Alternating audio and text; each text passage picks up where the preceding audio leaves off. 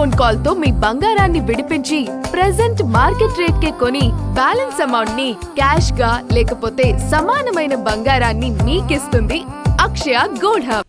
Governor ప్రసంగానికి ధన్యవాదాలు తెలిపే తీర్మానంపై మండలిలో రెండో రోజు వాడివేడి చర్చ జరిగింది. విద్యాశాఖకు సంబంధించి ఫీజు బకాయిల విషయంలో మంత్రి లోకేష్ కు బొత్సకు మధ్య మాటల యుద్ధం కొనసాగింది. గిరిజన సంక్షేమ వసతి గృహాల్లోని సమస్యలు, 16 ఏళ్లలోపు చిన్నారులను సోషల్ మీడియాకు దూరంగా ఉంచే అంశాలపై వైసీపీ సభ్యుల ప్రశ్నలకు మంత్రులు సమాధానమిచ్చారు. మండలిలో అంబటి వ్యాఖ్యలు ప్రస్తావనకు రాగా లోకేష్, బొత్స మధ్య వాగ్వాదం జరిగింది. శాసన మండలిలో ప్రశ్నోత్తరాల్లో ఫీజు రియంబర్స్మెంట్ బకాయిలపై హాట్గా చర్చ సాగింది.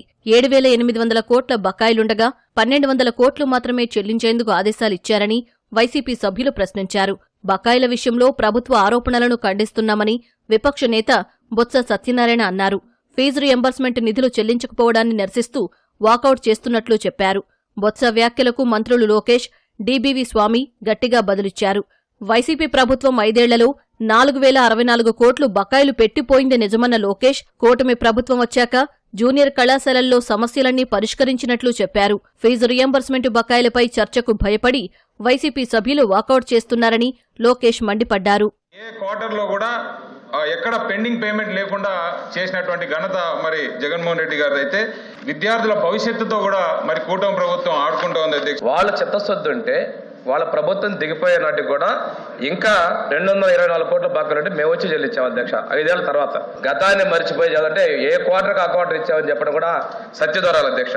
మార్చిలో ఇవ్వాల్సిన క్వార్టర్ ఇవ్వలేదు, మేనే ఇవ్వాల్సింది ఆ 2 క్వార్టర్లు తప్ప ప్రభుత్వం వచ్చి అప్రూవ్ చేసుకుని వచ్చాం అధ్యక్ష. గత ప్రభుత్వం 4,000 కోట్లు ఉన్నది మాత్రం అది సత్యదూరం అధ్యక్ష. విద్యాశాఖ మార్చులుగానే మారుతున్న రైట్ టు టాప్ 4,064.59 కోట్ల రూపాయలు మీరు బకాయిలు పెట్టి పోయారు. Are you ready? I'll table it in the house. Table చేస్తాను నేను house. I'm also my legs అధికారి నేను వస్తాను, మీటింగ్ నేను వస్తాను. మాకే ప్యాషన్ లో మాకేమి ఏవైతే కోసం మాకు లేవు. వీటికన్నిటి తెలుసుగా నేను వాకౌట్ చేస్తాను. అబద్ధాలు చెప్పి వాళ్ళు బయటకు పోతున్నారు అధ్యక్ష. ఇంటర్మీడియట్ మేము ఫోకస్ స్టేటెడ్ 70,000 మంది విద్యార్థులు ప్రభుత్వ జూనియర్ కాలేజ్ లో పెరిగారు అధ్యక్ష. అది ప్రభుత్వానికి ఉన్న చిత్తశుద్ధి. వాళ్ళ అధికారులను 5 సంవత్సరాలు కనీసం పుస్తకాలు ఇవ్వలేదు అధ్యక్ష. మధ్యాహ్న భోజనం పథకం వాళ్ళు రద్దు చేసిపోయారు అధ్యక్ష. వాళ్ళు మమ్మల్ని అడిగే నైతిక హక్కు లేదు అధ్యక్ష. వాస్తవాలు వినకుండా వాకౌట్ చేస్తాను. అదే నేను వాళ్ళకి ఫ్యాషన్ అధ్యక్ష. ప్రతి దానిపైన వాకౌట్ చేస్తాను, మీరు గమనించండి దయచేసి. గవర్నర్ తీర్మానంపై చర్చ సమయంలో అంబటి వ్యాఖ్యలపై మంత్రి లోకేష్, బొత్స మధ్య మాటల యుద్ధం జరిగింది. అంబటి రాంబాబుపై దాడులు చేస్తున్నారంటూ వైసీపీ సభ్యుడు ఆరోపించగా లోకేష్ అభ్యంతరం తెలిపారు. సీఎం తల్లిని దారుణంగా అవమానిస్తే అది చిన్నమాట అవుతుందా అని ప్రశ్నించారు.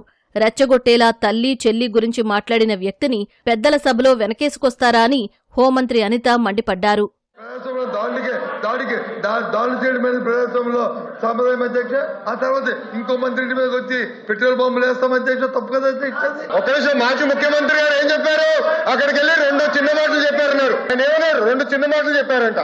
ఒక తల్లిని అవమానం చేస్తారు, 2 చిన్న మాటలు ఉంటాయి. మీకు సొంత తల్లి చెల్లిని గౌరవించడం మీకు అలవాట్లు చెప్పవచ్చు. మాకుంది బాధ్యత, మా పైన ఉంది. ఒక్క మహిళ జోలికి ఎవరు వెళ్తే వదిలిపెట్టాం మేము. అది మాకున్న సంస్కృతి. బాస్, ఒక తల్లి జోలికి వెళ్తే ఎవరిని వదిలిపెట్టాం. Take it from us. Jaganmohan Reddy garu తల్లైనా కూడా, ఎవరు తల్లైనా, ఎవరు చెల్లైనా, ఎవరక్కైనా, మా కార్యకర్త భారతిరెడ్డి గారి గురించి ఒక పోస్ట్ పెడితే, ఒక వీడియో చేస్తే మేము యాక్షన్ తీసుకున్నాం. అది మాకున్న చిత్తశుద్ధి. 5 సంవత్సరాలు మీరు ఏం చేశారు? అంబటి రాంబాబు గారు వాళ్ళ తల్లి గురించి ఎవరో మాట్లాడారని ఆధారాలు ఇవ్వమనండి. ఇమ్మీడియట్ గా యాక్షన్ తీసుకోకపోతే అప్పుడు అడగమనండి. ఇవ్వనండి ఆధారాలు, ఇవ్వనండి ఆధారాలు. నేను ఇస్తా.